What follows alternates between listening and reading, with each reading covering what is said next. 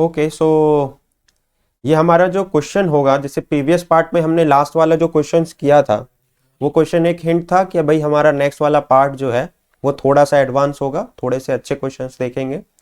So just हम अच्छे question से ही स्टार्ट कर रहे हैं। तो पहला क्वेश्चन जो आपके सामने मैं लिख रहा हूँ, ये क्वेश्चंस देखिएगा, बाद में आपको पता चलेगा कि आपने कितना अच्छा क्वेश्चंस किया, दिमाग को हिला देगा ये क्वेश्चन। तो स्टार्ट करते हैं, बट सॉल्व करने के बाद आप लोग कहोगे कि हाँ यार क्या लॉजिक था। सो क्वेश्चन है कि let sum of nth term is equals to summation of, okay, summation of let's see, summation का साइन अच्छे से बना देता हूँ, ठीक है। Summation of k is equals to 1 up to k is equals to 1 up to 4n, ठीक है। Here -1 raise to the power k plus 1 by 2 into k square, ऐसा कुछ है। Then Sn can take value, option है आपके पास 1056, option B है आपके पास 1088, सी है आपके पास 1120 एंड डी है आपके पास 1332। देखिए, पहली बात, जब आप क्वेश्चन पढ़ेंगे आपको कुछ आइडिया नहीं लगेगा क्या करूं क्या नहीं करूं, क्या लॉजिक लगेगा, ठीक है। सो क्वेश्चन क्या कह रहा है पहले उसको समझते हैं। क्वेश्चन सिर्फ इतना ही कह रहा है, ये जो लिखा हुआ है क्वेश्चन सिर्फ इतना ही कह रहा है, इसके अलावा क्वेश्चन कुछ भी एक्स्ट्रा नहीं कह रहा है, और इतने से ही क्वेश्चन सॉल्व भी होना है। सो क्या मतलब है इसका, कह रहा है summation k is equals to 1 up to 4n, ठीक है। अपर लोअर लिमिट दिया हुआ है, -1 है यहाँ पे, यहाँ -1 लिख लीजिए, एक सेकेंड, -1,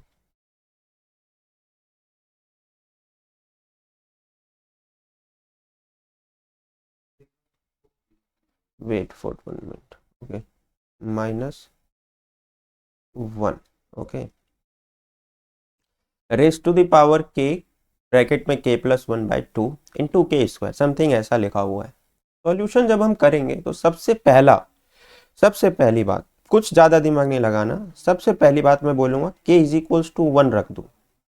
तो जब आप k इज इक्वल्स टू 1 रखेंगे, मैं थोड़ा सा इस पेन को ना डार्क कर देता हूँ, एक से, ठीक है, मतलब k इज इक्वल्स टू 1 रख देता हूँ। जब मैं इसमें k इज इक्वल्स टू 1 रखूंगा गाइस, तो जब आप इसको k इज इक्वल्स टू 1 रखोगे तो क्या आंसर आएगा, for k is equals to 1 मुझे आंसर मिलेगा -1 का स्क्वायर, एग्जैक्टली। देखिए, जब आप k इज इक्वल्स टू 1 रखेंगे, 1 प्लस 1 2, 2 से 2 कट गया और k की वैल्यू भी 1 है, तो -1 की पावर कितना बचेगा, आप देखिए 1। तो -1 की पावर 1 रखूंगा, एक बार मैं सॉल्व कर देता हूं आपके लिए। -1, k की जगह मैंने रखा 1, फिर 1 प्लस 1 बाई 2 इंटू k की जगह 1 का स्क्वायर। ये पूरा जब सॉल्व करेंगे तो -1 की पावर 1 ही रहेगा, सो -1 इंटू इंटू 1 का स्क्वायर। सो -1 इंटू 1 का स्क्वायर इज व्हाट, -1 का स्क्वायर, ओके। सो ऐसे ही जब आप k इज इक्वल्स टू 2 रखेंगे, सो 2 रख के देखिए, 2 प्लस 1 क्या होता है, 3, तो 3 हो गया। जब आप k इज इक्वल्स टू 2 रखेंगे तो ध्यान से देखिए, -1, k की जगह 2, ब्रैकेट में आ जाएगा 3, नीचे आ गया 2, इन 2 में k की जगह आप रख रहे हैं 2, तो 2 का स्क्वायर कर दीजिए, इस 2 से ये 2 कैंसिल हो गया। -1 की पावर 3, किसी भी माइनस की पावर अगर ओड हो तो वो नेगेटिव का नेगेटिव ही रहता है, सो -1 की पावर 3 गिव्स अस -1 इंटू 2 की पावर 2, so -1 into 2 की पावर 2, it's basically -2 की पावर 2, so -2 की पावर 2 हो गया, तो 2 का square. when k is equals to 3, जब आप k की जगह 3 रखेंगे, सॉल्व करते हैं, k की जगह 3 रख के -1, अगर मैं k is equals to 3 रखूंगा तो 3 ब्रैकेट 4 बाई 2 हो जाएगा, और इनटू में k की जगह 3 रख रहा हूं तो 3 का स्क्वायर करूंगा, 2 से 2 गया तो 3 2 जा 6, -1 का पावर इवन हो गया, -1 का पावर इवन है तो वो +1 हो गया, +1 इंटू 3 की पावर 2, तो +1 इंटू 3 की पावर 2, इट्स गिव अस 3 की power 2. Dot is basically a sign of multiplication, so don't be confuse. तो ये हो गया आपका +3 की power 2. Similarly when we put k is equals to 4, अब आपको पता चल गया कि यहाँ पर ये मुझे जब k की जगह 4 रखूंगा तो ये +4 स्क्वायर देगा. सिमिलरली k की जगह जब मैं 5 रखूंगा तो ये मुझे -5 का स्क्वायर देगा. जब मैं k की जगह 6 रखूंगा तो ये मुझे -6 का स्क्वायर देगा. सिमिलरली k की जगह मैं 7 रखूंगा तो मुझे +7 स्क्वायर देगा. और k की जगह जब मैं 8 रखूंगा तो +8 का स्क्वायर. तो कुछ ना कुछ ये सीरीज बन रही है, लाइक -1 का स्क्वायर, -2 का स्क्वायर, फिर +3 square. No, it's not 4, it's basically up to 4 times of nth term. मुझे इसको 4 तक नहीं करना, इसको मुझे 4 टाइम्स ऑफ nth टर्म. इससे जितने भी सीरीज बनेंगे, जितना भी nth टर्म होगा उसका 4 टाइम्स तक जाना है. ओके ओके शिवांश, उसका मतलब ये है. ठीक है. सो 3 का स्क्वायर, 4 का square, -5 square, -6 square, +7 square, +8 square and so on ऐसे जाएगा. चलिए जरा हम नीचे जाके चेक करते हैं कि अब हम आगे क्या फर्दर अप्रोच लगाएंगे. तो लेट्स सी.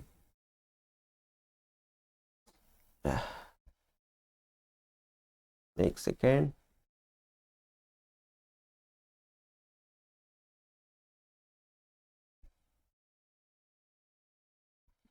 मेरे स्क्रॉलिंग में कोई इशू आ गया. Wait for 1 minute.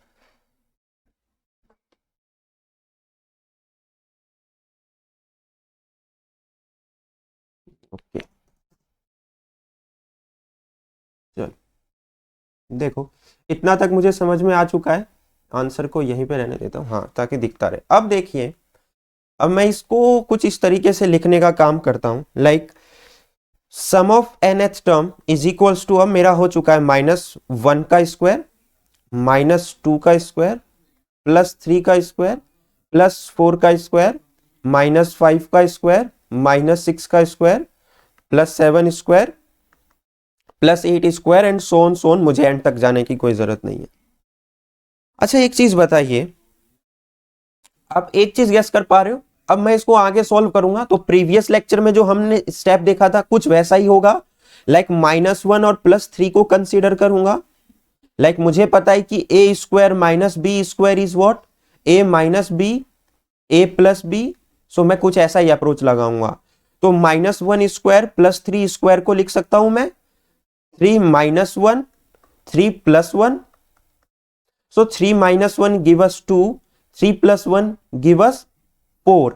तो 4 2 जा 8, तो ये मुझको 8 दे देगा. उसी तरीके से फिर मैं इस -2 के स्क्वायर को और इस +4 के स्क्वायर को कंसीडर करूंगा तो it's become 4 square -2 square. So 4 - 2, 4 + 2. So 4 - 2 is 2, 4 + 2 is what, 6. तो 6 2 जा 12. So next is 12. ओके. अब देखिए, इस -5 को और +7 को कंसीडर करूंगा तो 7 में से 5 गया 2 और 7 5 12 24, तो 24. फिर उसी तरीके से -6 स्क्वायर और +8 स्क्वायर को कंसीडर करूंगा तो क्या मिलेगा मुझे, 8 और 6 है, 8 में से 6 गया 2 और 8 6 में जोड़ दूंगा तो 14, 14 2 जा 28. So next is 28. उसी तरीके से फिर बाद में एक और टर्म लिखेंगे, अगर आप ध्यान से देखिए 2 3 लिख लेते हैं. तो +8 स्क्वायर हो गया, इसके बाद माइनस का 9 स्क्वायर आएगा, फिर माइनस का 10 स्क्वायर आएगा, फिर प्लस का 11 स्क्वायर आएगा, फिर प्लस का 12 स्क्वायर आएगा एंड सो ऑन ऐसे ही आएंगे. सो एक दो टर्म इसलिए लिख रहा हूं ताकि आपको क्लैरिटी मिले. ठीक है. उसी तरीके से -9 के स्क्वायर को +11 स्क्वायर से करिए तो 11 - 9 is basically 2 and 11 and 9 is basically 9 and 1 is 20. सो ये 40 हो जाएगा. उसके बाद नेक्स्ट आप करोगे तो 12 10 2 और 12 और 10 तो 44 आएगा, 44 एंड सो ऑन ऐसे आता जाएगा. सो एक तो ये हो गया. अब नेक्स्ट अप्रोच क्या है, साफ दिख रहा है, आप सभी को दिख गया होगा यार, ये तो कोई भी एपी नहीं बना रहा. एक्चुअली में एपी नहीं बना रहा है, मुझे दिख रहा है, बट एपी बनाना है ना. एपी बन नहीं रहा तो क्या हुआ, एपी बनाना है मुझे. तो नेक्स्ट क्या है हमारा अप्रोच, नेक्स्ट अप्रोच ये है कि आप देखिए ध्यान से, तो ये 8 8 के बाद आप ध्यान से देखिए ये 24, फिर देखिए 40, ये एपी बना रहे हैं, तो 8 प्लस 24 प्लस 40 ये एक एपी बन रहा है, and so on, don't need to say that. And next is 12 plus 28 plus 44 and plus so on, एक एपी ये बन रहा है, ठीक है। तो नेक्स्ट तो हमारा ये स्टेप हो चुका है। अब ध्यान से देखो, अब बहुत ही इंटरेस्टिंग चीज है जो हम ऊपर देख चुके थे। ऊपर ये देख रहे थे कि मुझे लिखा गया था यार summation k is equals to 1 up to 4 times of n, और फिर समथिंग जो भी लिखा हुआ था स्टेटमेंट। तो एक चीज देखो, सबसे पहले तो मैंने इसको कितने टाइम्स खोला, इसको पहले मैंने इतने टाइम्स खोल लिया। सबसे ऊपर जब आप जाओगे तो हमारा अप्रोच क्या था कि सबसे पहले, ओके सो देखो एक सेकेंड, ये देखो सबसे पहले तो एक चीज जो हमें देखना है कि यहां पे 4n था, तो मैंने इसको, ये जो मैं स्टेप कर रहा था, ये मैं इसको इतने टाइम्स खोल रहा था। मैं इतने बार सॉल्व तो करूंगा नहीं, बट मैंने इतने बार खोल दिया, k इज इक्वल्स टू 1 से लेके 4n तक खोल दिया, है ना। अब मैं इतनी बार तो सॉल्व करूंगा नहीं क्योंकि मुझे कोई मतलब नहीं है, मेरा कोई इंटरेस्ट नहीं है।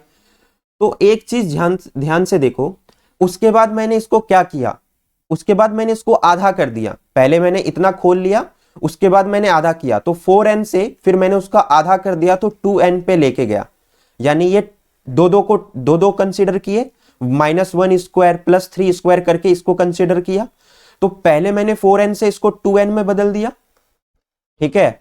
2n करके मैंने ये टर्म्स निकाल लिए दो दो करके, ठीक है। फिर दो दो करके, फिर इस दो दो को मैंने फिर आधा कर दिया, लाइक 8 8 24, ये आधा हो गया, तो ये कितना हो गया, ये n हो गया और ये भी n हो गया। बेसिकली इसको मैंने 2n में बदल दिया। तो अगर कंफ्यूज हो रहे हो तो मैं दोबारा बता देता हूं, ये मैंने k इज इक्वल्स टू 1 से लेके 4n तक ओपन कर दिया। उसके बाद ओपन करने के बाद मुझे कुछ ये मिला था एग्जैक्टली इसके बाद मैंने दो दो करके कंसीडर किया, तो मैंने आधा कर दिया ना, लाइक -1 स्क्वायर प्लस 3 स्क्वायर हमने सॉल्व किया, फिर -2 स्क्वायर प्लस 4 स्क्वायर को हमने सॉल्व किया तो 12 आया, फिर ऐसे ही सोन -5 स्क्वायर प्लस 7 स्क्वायर को सॉल्व किया तो 24 आया। तो मैंने दो दो टर्म कंसिडर किए, तो दो दो टर्म कंसिडर करने का मतलब है कि मैंने 4n को आधा कर दिया, यानी 2n में बदल दिया। तो ये मेरा 2n हो गया। 2n के बाद इस 2n में से भी मैंने आधा आधा ले लिया, लाइक 8 प्लस 24 फिर प्लस 40, तो ये n हो गया और ये n बार हो गया। तो अब तुम्हें ये तो पता चल गया कि मुझे सम अप टू 4n नहीं निकालना है, मुझे इसका मतलब है सम ऑफ nth टर्म, और इसका भी मतलब हो गया सम ऑफ nth टर्म। और क्वेश्चन हम लगभग सॉल्व करने के अप्रोच पे आ चुके हैं। तो अगर मैं इतने में सम ऑफ nth टर्म निकालूंगा तो एक चीज जो आपको सोचनी चाहिए वो क्या है कि sum of nth term is basically what, n/2 2a plus n-1 n2d and plus कर देंगे इसका sum of nth term which is basically n/2 2a plus n-1 into D. इसको सेम ऐसे मैंने लिख दिया, दोनों का जो एपी है वो अपने आप में अलग है, तो ये नहीं है कि इसको 2 टाइम्स कर देना कि दोनों सेम है तो 2 बार हो गया और 2 से 2 कैंसिल हो गया, ऐसा समथिंग कुछ नहीं करना। सिंपली मुझे फॉर्मूला रखना है, फॉर्मूले के अकॉर्डिंग वैल्यू रखनी है। Okay, so let's see. अब देखो n की जगह क्या रखूंगा, n की जगह मैं n ही रखूंगा, कुछ अलग नहीं रखूंगा, तो n की जगह n ही रहने देता हूं।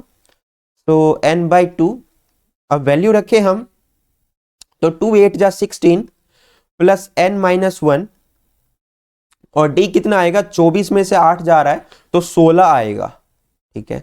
फिर सिमिलरली इसका सॉल्व करूंगा तो n को n ही रहने दूंगा, 2 इंटू 12, तो 2 इंटू 12 डायरेक्टली 24 लिख देता हूं, n-1 को n-1 लिख देता हूं और d कितना होगा 24, तो ये भी 16 आएगा, ठीक है। अब ध्यान से देखो एक चीज जो तुम ये भी सोच सकते हो, 16 इसीलिए आ रहा था बिकॉज ऑफ दैट कि एक कहीं ना कहीं ये दोनों जो एपी बन रहा है, ये दोनों के जो कॉम्बिनेशन से एक एपी बनेगा, ये जो एपी ओरिजिनल था इसका कुछ ना कुछ सिमिलैरिटी है कि ये एक एपी बन रहा था, इन फ्यूचर वो एपी ही बन रहा था और उनका कॉमन डिफरेंस इसीलिए 16 आ रहा था। वो एक सोचने वाली बात हो सकती है, बट हमें उस पर बात ही नहीं करनी है।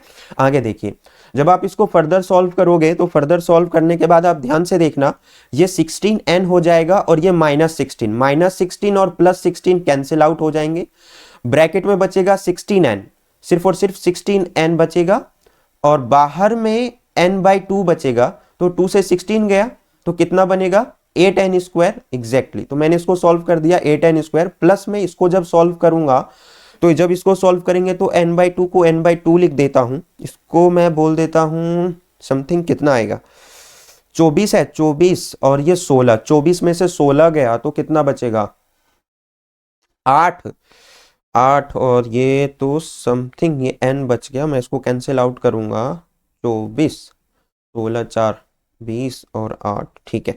सो ये मेरे को ना मैं डायरेक्टली लिख देता हूँ, इसको सॉल्व करोगे जब आप तो ये 8n स्क्वायर बच गया, और जब आप इसको सॉल्व करोगे तो n बचेगा ब्रैकेट में आपका 8n + 4 बचेगा, ठीक है, ध्यान से देख लेना। 24 गया, 24 में से 16 माइनस करोगे तो 8 बचेगा, 8 से 2 को डिवाइड करोगे तो 4 बचेगा, 16n को 2 से काट दिया तो 8n बच गया। तो इधर बच गया 8n स्क्वायर प्लस में ये बच गया। अब मैं इसको फर्दर जब सॉल्व करूंगा, फर्दर सॉल्व करते हैं। देखिए ये क्वेश्चन सिर्फ मांग रहा है आपकी फ्लुएंसी कि भाई लगातार सॉल्व करते रहो, डरो मत, घबराओ मत। 8n स्क्वायर प्लस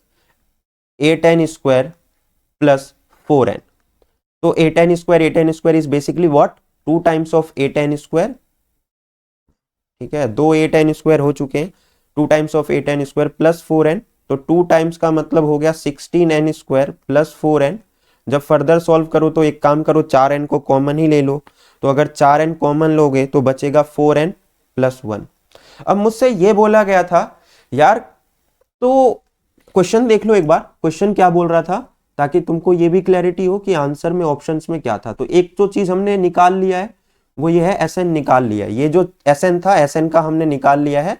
अब मुझे क्या बोला कि then Sn can take value, Sn इनमें से कौन सी वैल्यू हो सकता है, क्या क्या वैल्यू है 1056, 1088, 1120, 1332, ठीक है। सो मैं एक काम करता हूं, आपको ये चीज तो दिख ही गया, मैं वैल्यू को दोबारा से नीचे रख देता हूं ताकि आपको क्लैरिटी हो जाए।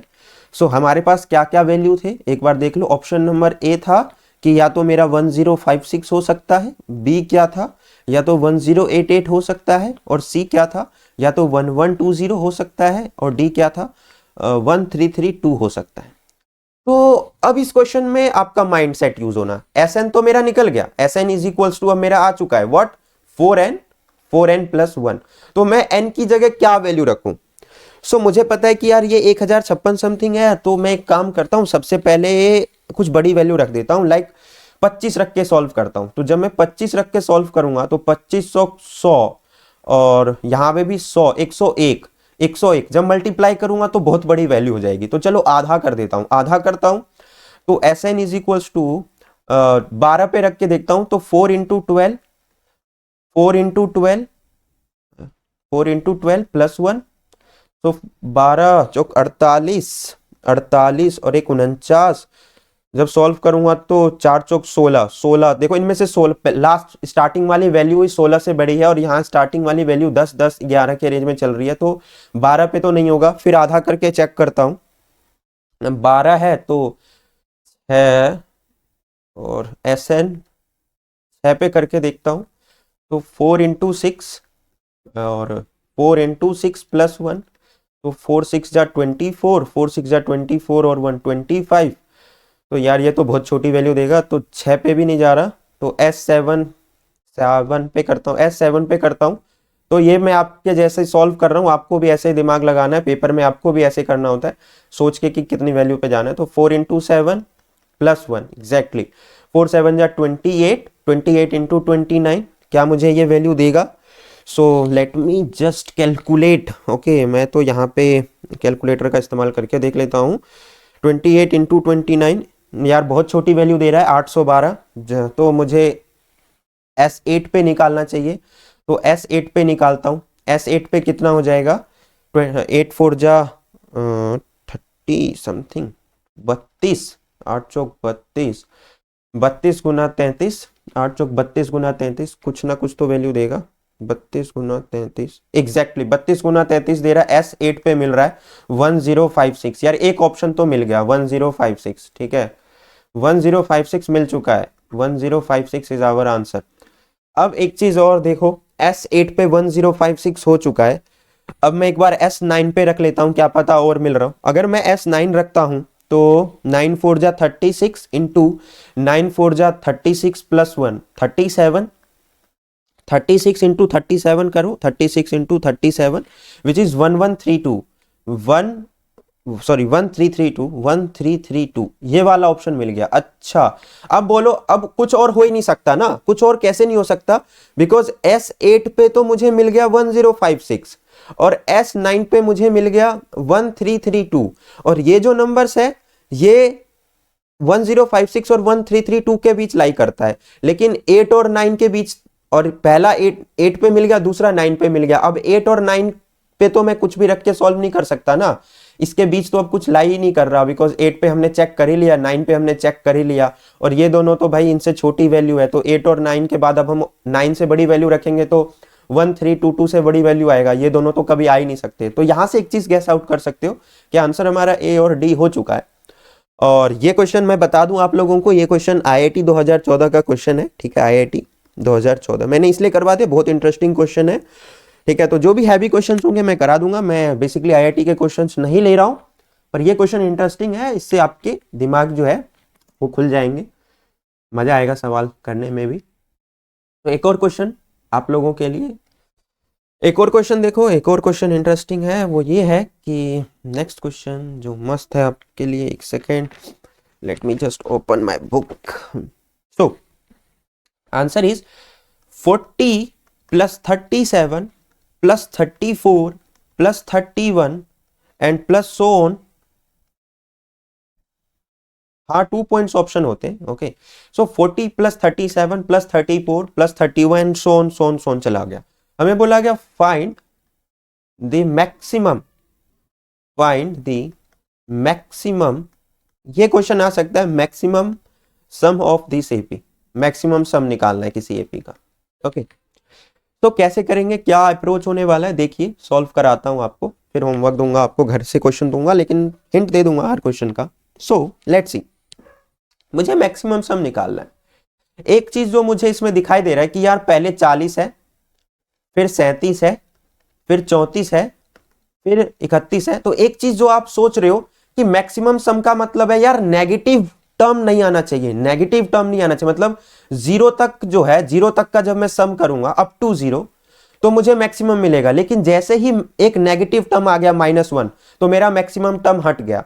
तो इसीलिए उसने बोला है कि ये एक डिक्रीजिंग टाइप ऑफ एपी है, 40 37 34 31 फिर 30 फिर 29 फिर 28 सोन अप टू जहां तक 0 होगा, जहां तक 0 होगा वहां तक पॉजिटिव वैल्यू का जो मैं सम निकालूंगा वो मैक्सिमम देगा। लेकिन अगर मैंने नेगेटिव जोड़ दिया, जैसे ही मैं नेगेटिव टर्म्स पे पहुंच गया, मेरा जो मैक्सिमम सम है वो नहीं होगा। तो ये चीज तो हिंट यहां से तुम्हें मिल चुका है। तो अब मेरे लिए आसान ये हो चुका है कि मुझे लास्ट टर्म पता है, ठीक है, क्या है 0, लास्ट टर्म क्या है मेरे लिए 0। तो अब तुम्हारे लिए सवाल सॉल्व करना इजी है, तुमको क्या अप्रोच लगाना है, बेसिक अप्रोच क्या होता है, जब n निकाल रहा हूं टोटल कितने टर्म्स है, तो n is equals to what, l minus a upon d plus 1। तो n is equals to what, l is what 0 minus a क्या है 40, d क्या है 37 और 40 7 3 माइनस 3 प्लस 1। सो n निकालने के लिए हमें पता है यहाँ ग्रेटेस्ट इंटीजर का साइन लगाना होता है, ये कभी नहीं भूलना है हमें, ये चीज हमें जो मैं हमेशा शुरू से बताते आ रहा हूं, ये ग्रेटेस्ट इंटीजर हमें अप्रोक्सीमेट वैल्यू देता है, ठीक है। सो n क्या हो जाएगा, n हो जाएगा हमारा 40/3 और प्लस 1। तो 40 को जब 3 से करेंगे तो कितना आएगा, ऑलमोस्ट जल्दी बताओ कितना आएगा, 4 1 आ गया, 10 चला गया 30, हाँ 13 पॉइंट समथिंग आएगा और प्लस में 1 है, तो 13 पॉइंट समथिंग को हम 13 मान लेते हैं क्योंकि ग्रेटेस्ट इंटीजर हमें बोलता है 13 मान लो प्लस 1 कर लो, तो n इज इक्वल्स टू 14। अब चर्चा का विषय है, अब यहां चर्चा का विषय है, क्या है चर्चा का विषय, चर्चा का विषय ये है कि 14वां टर्म क्या है, 14वां टर्म 0 है या 14वां टर्म नेगेटिव है, क्या है, या 14वें टर्म के बाद जस्ट नेगेटिव टर्म स्टार्ट हो रहा है, ये चीज सोचना है। तो ये चीज क्या है, देखो एक चीज जो यहां से देख लो कि 13 point something plus 1 is equals to what, 14 point something 14.33, इतना ही तो आता। 14.33 का मतलब है, और मैंने n को 14 किया, इसका मतलब 14.33, ये जो चीज है ना, यहां तक जो है वो मेरा नेगेटिव टर्म स्टार्ट होने वाला टर्म है, लेकिन मैंने 0.33 से पहले 14 को कंसीडर किया। ये क्या है, यहां तक मुझे पॉजिटिव इंटीजर्स मिलेंगे, पॉजिटिव मिलेंगे, पॉजिटिव, सिर्फ पॉजिटिव। तो 14.33 से पहले के जितने भी होंगे, यानी 14 जो होगा वो पॉजिटिव माना जाएगा। तो ये चीज तुम्हें यहां से पता होनी चाहिए। अब जब तुमने n निकाल ही लिया है, तो अब तुम्हारे लिए सम निकालना कोई इजी बात नहीं रह चुका है, क्योंकि फर्स्ट टर्म तुमको पता है। So sum is equals to what, sum of 14th term is what, 14/2, 2 into 40 plus n minus 1, like 14 लिया है तो 14 minus 1 and d is -3। So ये तो आपका 7 हो गया, और इसको कर लेना 80 हो गया, और 14 में से 1 माइनस कर दो 13, और ये -39 हो जाएगा। सो अब सॉल्व कर लेना, आंसर निकाल लेना, ठीक है। सो इसके लिए ज़्यादा हमें सोचना नहीं था। एक सेकेंड। सो यहाँ तक ये 2 क्वेश्चन मैंने सॉल्व करवाए हैं। अब तुम्हें होमवर्क देता हूँ, ठीक है, और होमवर्क के बाद मैं लास्ट में हिंट भी दे दूंगा। तो होमवर्क लिखो सारे बच्चे, एक एक करके स्क्रीनशॉट ले लेना, ना लिख पाओ तो, बट मैं ये क्या चाहता हूँ कि लिख लेना, कॉपी में लिखोगे तो वो ज़्यादा बेटर है, सॉल्व करके आंसर्स भेजने।